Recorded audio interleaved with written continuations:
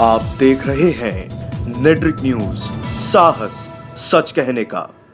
नमस्कार, मैं हूं देवनाथ पांडे और आप देख रहे हैं नेट्रिक न्यूज। आज हमारे साथ मौजूद हैं यूपी पुलिस के एक ऐसे अधिकारी जिनका नाम सुनकर अपराधी खौफ खाते हैं, जिनका नाम है राजीव नारायण मिश्रा। बहुत बहुत स्वागत है सर आपका नेट्रिक न्यूज पर। जी नमस्कार सर, मेरा पहला सवाल है, 15 अगस्त को आपको डीजीपी के प्रशंसा पत्र से सम्मानित किया जाएगा, कैसा लग रहा है सर? ये एक पुलिस अधिकारी के लिए बहुत ही सुखद अनुभूति होती है कि जब उसके कृत्यों को, उसके द्वारा जो परफॉर्मेंस दी जाती है, उसको वरिष्ठ अधिकारियों द्वारा सम्मानित किया जाता है। मेरे लिए ये गर्व की बात है कि पुलिस महानिदेशक का प्रशंसा चिन्ह स्वर्ण इस 15 अगस्त 2018 के मौके पर मुझे लखनऊ में प्रदान किया जाएगा। सर, अभी एक आपके बारे में पढ़ रहा था तो एक केस के बारे में सुना, मैंने पढ़ा कि 23 मई को एक गाजियाबाद के इंजीनियर का अपहरण हुआ था और 27 दिन तक कोई भी पता नहीं चला, कोई भी सुराग नहीं मिला। 27वें दिन आपको सौंपा गया, जिम्मेदारी उसकी सौंपी गई, कमान आपके हाथ में आई, आपने बखूबी जो है निभाते हुए प्रॉब्लम को सॉल्व कर दिया।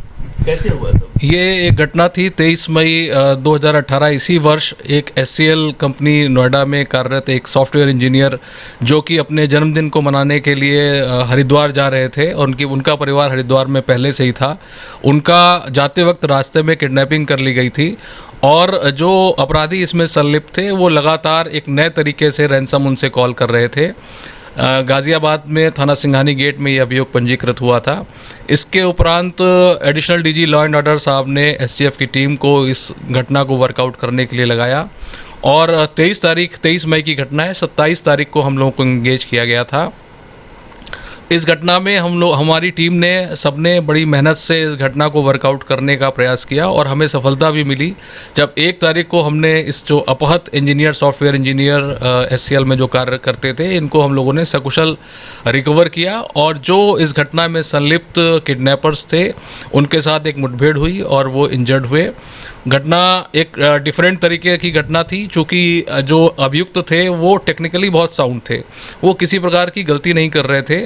वो जो किडनैपर उनके पास में था उसको लगातार वो बेहोश करके रख रखा था उन्होंने और उनके घर वालों से उसी के अकाउंट में पैसे डलवाकर उसी के ATM कार्ड से अलग अलग ATM पर लगभग 23-24 ATMs पे जाके विड्रॉल कर रहे थे। तो ये एक अनूठी घटना थी, एक संयुक्त प्रयासों से ये घटना वर्कआउट हुई। आपने कहा तकनीकी रूप से भी वो काफ़ी मजबूत थे, फिर ऐसा क्या क्लू मिला कि आपने इस केस को क्रैक किया? देखिए, हम लोग चूँकि प्रोफेशनल वर्किंग है, हमारा संगठन जो special task force Uttar Pradesh है, ये एक प्रोफेशनल वर्किंग के लिए पूरे हिंदुस्तान में जाना जाता है और उसी डिवोशन और उसी प्रोफेशनल वर्किंग के साथ हमारी पूरी टीम लगी रही। और ये भी कहा जाता है कि अपराधी कहीं ना कहीं कोई गलती करता है जिस कारण पकड़ा जाता है और जो उत्तर प्रदेश पुलिस बल है ये सक्षम है किसी भी प्रकार के अपराधी से निपटने के लिए और उसी का परिणाम था लगातार सतत परिश्रम और डिवोशन और प्रोफेशनली जो हम लोगों के पास टेक्निकलिटीज़ हमारे पास हैं, जो प्रोफिशेंसीज़ हैं, उनका इस्तेमाल करके हम इस घटना को वर्कआउट करने में सफल रहे। साथ ही जो सबसे बड़ा एक किडनैपिंग के केस में ये महत्वपूर्ण होता है कि जिसका अपहरण हुआ वो सकुशल बरामद हो जाए, ये सबसे महत्वपूर्ण चीज़ होती है और हम उसमें भी कामयाब हुए। सर, आपने STF चीफ का पद संभालते ही कार्यशैली की जो रूपरेखा वो बदल कर रख दी, किस तरह से देखते हैं इसको?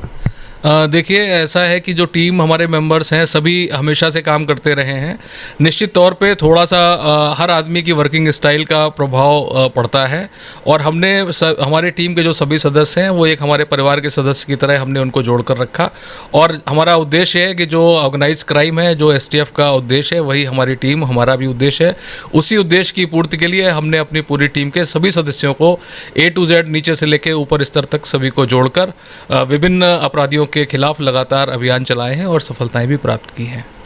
अपराधी आपका नाम सुनकर खौफ खाते हैं, अपराध पर भी काफ़ी हद तक लगाम लगी है, तो कैसे ये सब संभव हुआ? जैसा मैंने अभी पहले भी कहा कि ये एक टीम वर्क ही होता है और हम लोग कई तरीके से प्रोफेशनली वर्क करते हैं, ग्राउंड इंटेलिजेंस पर भी वर्क करते हैं, टेक्निकली भी वर्क करते हैं और उसी में हम लोग धीरे धीरे लगातार एक कंटिन्यूएशन और एक सतत परिश्रम, सतत एक कंटिन्यूटी जो है वो सबसे ज़्यादा पे करती है। हम अपने जो टारगेट्स हमारे हैं उनको हम छोड़ते नहीं हैं, हम आइडेंटिफाई करते हैं और अल्टीमेटली उनको उनके अंतिम अंजाम तक जो उनका हश्र है, जिसके लिए वो डिज़र्व करते हैं, वहाँ तक पहुँचाते हैं और उसी का प्रयास लगातार करते हैं। राजीव नारायण मिश्रा, मैंने जैसा सुना है आपके बारे में, आप ऐसा ही काम पसंद करते हैं जो जोखिम भरा हो, कितनी सच्चाई है? देखिए, पुलिस की नौकरी ही जोखिम और चुनौतीपूर्ण है, और उसी के क्रम में जो भी पुलिस में भर्ती हुआ है उसका उद्देश्य देश की सेवा के साथ साथ चुनौतियों को स्वीकार करना भी अवश्य होना चाहिए, और इसी क्रम में मैं भी अपना योगदान देने का कोशिश करता हूँ। सर, जब आप अपराधी को पकड़ने की कोशिश करते हैं उस समय कितना प्रेशर होता होगा या कितना प्रेशर रहता है? प्रेशर, अगर आप किसी सीनियर ऑफिसर्स के प्रेशर की बात करते हैं तो वो प्रेशर हमारे यहाँ बिल्कुल भी नहीं है। हम टारगेट्स पे काम करते हैं, सीनियर्स को हम ब्रीफ करते हैं, सबऑर्डिनेट्स का फीडबैक लेते हैं, और ये प्रेशर तो ज़रूर रहता है हमारे ऊपर कि ये अपराधी है और ये हमारे टारगेट से किसी भी प्रकार स्लिप ना हो जाए। इस बात का प्रेशर रहता है कि हम लगातार एफर्ट्स कर रहे हैं, हमने 3 महीने का एफर्ट्स किया है, हमने 13 महीने का एफर्ट्स किया है, हमने 2 साल एफर्ट्स किया है, किसी भी एक चूक से ये हमारा टारगेट मिस ना हो, इस बात का ज़रूर दबाव रहता है। और ये दबाव आवश्यक भी है, जिससे कि हमारा कमिटमेंट किसी भी लेवल पे ढीला ना पड़े, हमारे सबऑर्डिनेट जो ग्राउंड पे काम कर रहे हैं उनका भी कमिटमेंट ढीला ना पड़े। तो ये प्रेशर जो है वो नेचुरल प्रेशर है, इससे हमको कोई परेशानी नहीं होती, हम यूज्ड टू हैं इसके, और उसी प्रेशर और उन चीज़ों को उसी तरह से ग्रह करते हुए हम अपने ऑब्जेक्टिव्स को पूरा करते हैं। कोई ऐसा टास्क जिसे पूरा करने में काफ़ी मशक्क़त का सामना करना पड़ा हो? अगर हम ये कहें कि ये टास्क बहुत सारे हैं, अगर प्रदेश के जो बहुत सारे इनकाउंटर्स में सबसे महत्वपूर्ण और सबसे दुर्दांत अपराधी का जो लाइव इनकाउंटर है वो आपको पता है, बलराज भाटी का इनकाउंटर एसटीएफ हरियाणा और एसटीएफ उत्तर प्रदेश ने मिलकर किया था। ये टारगेट बहुत चैलेंजिंग टारगेट था, जिसमें काफ़ी समय से, अगर हम कहें कि 2 वर्ष से अधिक एसटीएफ यूनिट भी लगी हुई थी और डिस्ट्रिक्ट पुलिस भी इन्वॉल्व थी। ये सारे लोग लगातार इस पे काम कर रहे थे, कठिन था, लेकिन अल्टीमेटली इतना टाइम लगने के बावजूद हम अपने मिशन में, अपने टारगेट को अचीव करने में सफल हुए। पर्सनल लाइफ की बात करें या फिर परिवार के लिए समय कैसे निकालते हैं सर आप लोग? ये थोड़ा सा कठिन कार्य होता है। परिवार एक ऐसा परिवार के साथ हर व्यक्ति एक अपने को सुखद अनुभूति करता है, और परिवार का सहयोग और सपोर्ट के बिना आप किसी भी काम को करने को निकलें वो पूरा करना संभव नहीं होता। मेरे परिवार का मेरे कामों में पूर्ण योगदान रहता है, मेरी धर्मपत्नी का, बच्चों का, सभी जो सहयोग उनकी तरफ से मुझे अपेक्षित होता है वो प्राप्त होता है, और उसी का रिजल्ट है कि हम अपने कार्य को, सरकारी कार्य को, जो हमको जिम्मेदारियाँ सरकार ने सुपुर्द कर रखी है उसको सफलता से करने में सफल हो रहे हैं।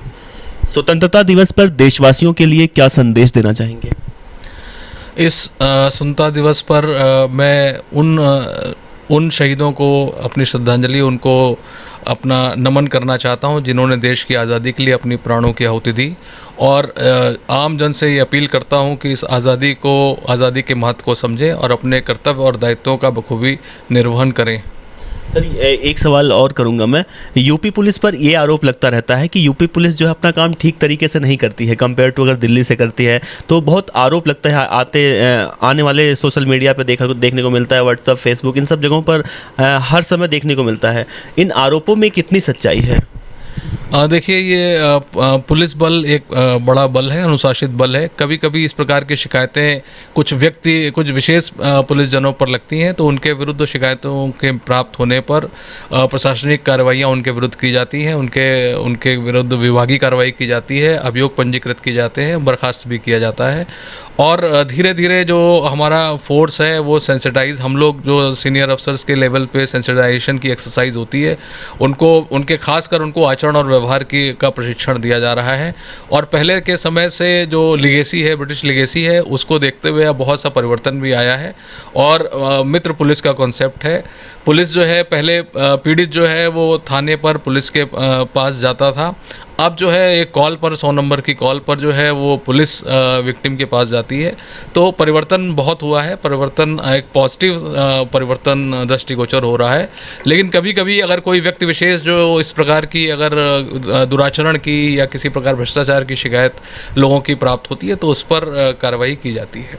2005 में अयोध्या में जब आतंकवादी हमला हुआ था, उसमें भी आपका बहुत बखूबी आपने योगदान दिया था, तो आपको राष्ट्रपति द्वारा वीरता पुलिस उसके सम्मानित किया गया था, उसके बारे में कुछ बताइए। मेरी नियुक्ति अयोध्या फैज़ाबाद में थी, और 5 जुलाई 2005 की सुबह लगभग 9:30 बजे का समय था, जब एक सूचना मिली कि जो राम जन्मभूमि परिसर है वहाँ पर एक ब्लास्ट हुआ है। उस ब्लास्ट की सूचना पर हम लोगों ने रिएक्ट किया था, और वहाँ पर एक संयुक्त ऑपरेशन सीआरपीएफ का और सिविल पुलिस का हुआ था। उसमें उस अभियान में हम लोगों ने 5 आतंकवादी मारे थे। बहुत सारा ग्रेनेड्स और 5 AK-47s और बहुत सारे चीज़ें रिकवर हुई थी, रॉकेट लॉन्चर रिकवर हुए थे।